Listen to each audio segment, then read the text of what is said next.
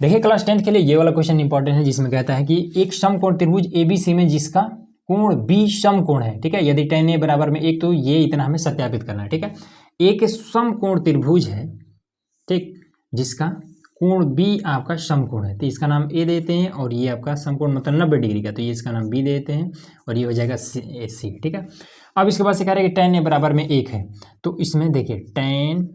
A बराबर में क्या है, 1 है, ठीक। तो tan A का मान कितना होता है, अगर आप लाल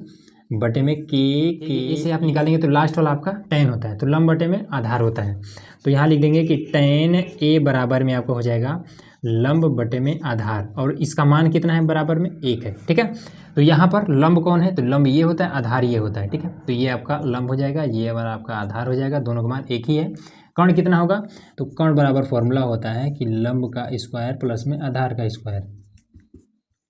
तो लंब आपका 1 है, 1 का स्क्वायर, आधार भी आपका 1 है,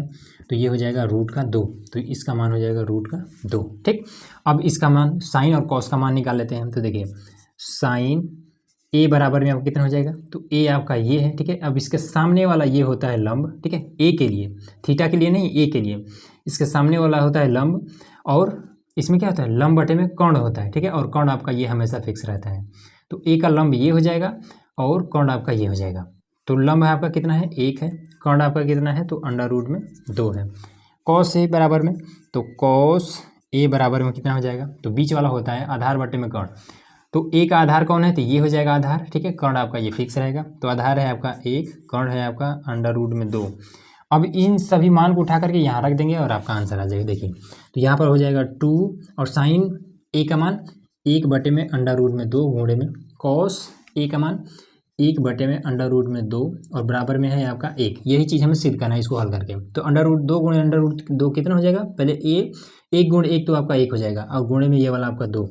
ये रहेगा, नीचे आपका √2 गुणे √2 आपका √2 रह जाए, ठीक है, 2 हो जाएगा, इससे आपका ये खत्म हो जाएगा, बराबर में आपका 1 ही आ जाएगा, इस तरीके से, ठीक है, यही आपका आंसर हो जाएगा।